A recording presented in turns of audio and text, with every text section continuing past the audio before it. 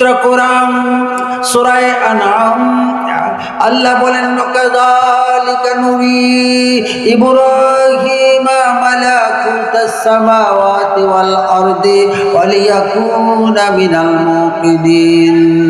আল্লাহ হযরত ইব্রাহিম আলাইহিস সালামকে একদিন বলল, ওগো আমার দোস্ত খলিল, একটি পাথরের মাঝে দাঁড়ান।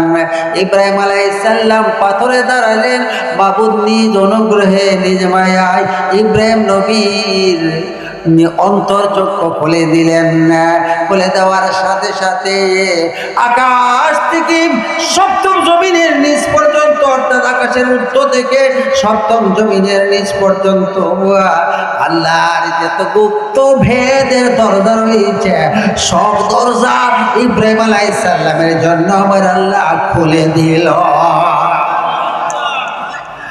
তাফসীর ইবনে কাসির এর ব্যাখ্যায় বলা হয়েছে, আল্লাহ তাআলা ইব্রাহিম আলাইহিস সালামকে এমন ইলম দান করেছিল, মানুষদের দিকে নজর করলেই বলতে পারত এই লোকটা কি পাপ করেছে, এই লোকটা কি পাপ করেছে। তো ইব্রাহিম আলাইহিস সালাম মাঝে মাঝে বলতো, বেটা এত বড় পাপী তুই, পাপ করলি, আমার আল্লাহ একদিন ডাকে বলি আমার বান্দারে নিয়ে এইভাবে কথা বলেন না, আমি সুযোগ রাখছি আমার বান্দা জীবনে যত গুনাহ করুক না কেন,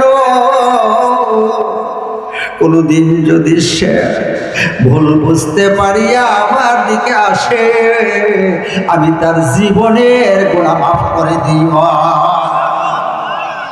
ও তো মায়া আমার আল্লাহ কি